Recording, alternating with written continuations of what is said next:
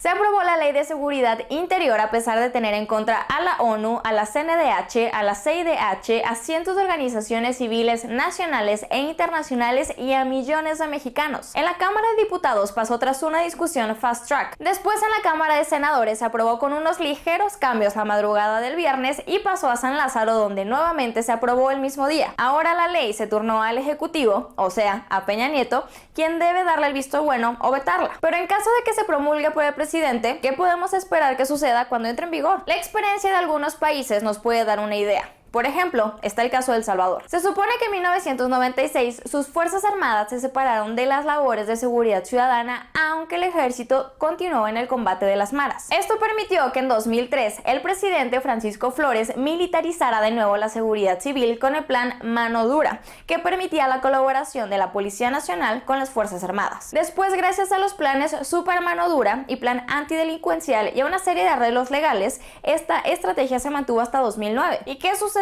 En esos años se debilitaron a las policías. Las violaciones a los derechos humanos crecieron, así como la impunidad.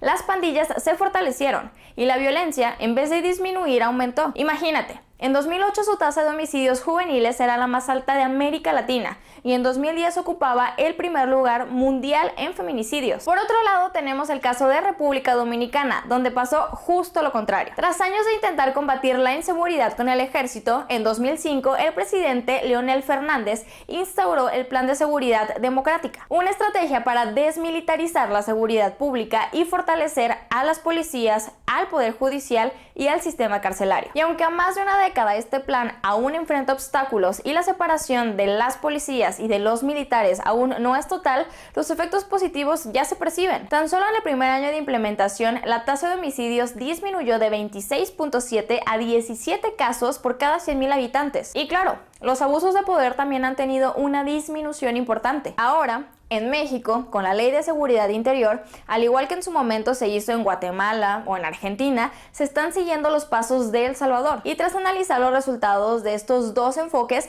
numerosos investigadores coinciden en lo mismo. La integración de los militares en la seguridad pública suele ser un desastre. También en estos días la Cámara de Diputados rompió récord en aprobar en menos de 3 minutos una modificación al Código Civil que ya fue bautizada como Ley Mordaza. Esta reforma básicamente castigará todas las burlas y críticas que compartas a través de cualquier medio, ya sea tradicional o electrónico, ya sea un hecho cierto o falso, determinado o indeterminado, que cause deshonra, descrédito, perjuicio o que pueda provocar un daño a la moral. O sea, que si alguien se siente desacreditado, digamos por un meme que compartas, aunque lo que argumentes sea cierto, pueden demandarte. Según los diputados, el punto es evitar el ciberbullying y hasta presumieron en Twitter que lo hacen por ti. ¿Pero no será que lo hacen por ellos? ¿Para protegerse de críticas y burlas? Sea como sea, la ley Mordaza en realidad sirve para intimidar, pero no para limitar tu libertad de expresión. Y es que los criterios establecidos sobre el tema en las resoluciones de la Suprema Corte de Justicia o de la Corte Interamericana de Derechos Humanos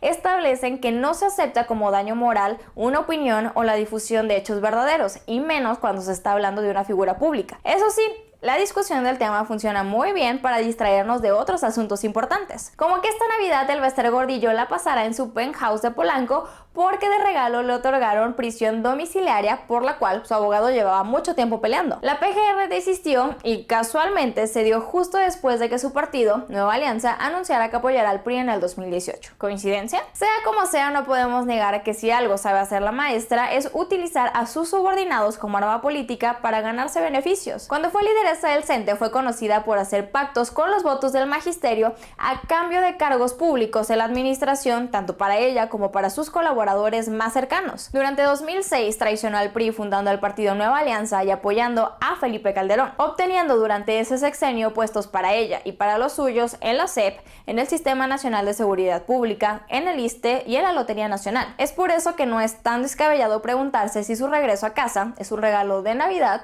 o es un regalo de reconciliación con el tricolor. Y hablando de sindicatos y favores, también la semana pasada Carlos Romero de Champs fue reelegido por 4ª vez como líder sindical de Pemex, lo que significa que para el fin de este mandato en 2024 habrá cumplido 31 años ininterrumpidos en ese puesto. Durante este tiempo el también senador y exdiputado ha acumulado decenas de denuncias por corrupción y por escándalos, pero ninguna ha prosperado. Ahí tenemos el caso de Pemex Gate o los 47 amparos con los que ha impedido que el INAI transparente el uso de recursos dentro del sindicato. Mientras tanto, Romero Deschamps disfruta con tranquilidad de una opulencia excesiva, manifestada en sus yates, en sus autos de lujo, en los relojes de 7 millones de pesos, en múltiples propiedades o hasta en los viajes de sus hijos. Y por último, en otras noticias simultáneas, ya tenemos nuevo titular de la FEPADE, el elegido por el Senado de sector Marcos Díaz Santana, que ya ha ocupado otros cargos en la Fiscalía. Pero a pesar de su experiencia, es difícil saber si el desempeño del nuevo titular de la FEPADE estará a la altura del de Santiago Nieto,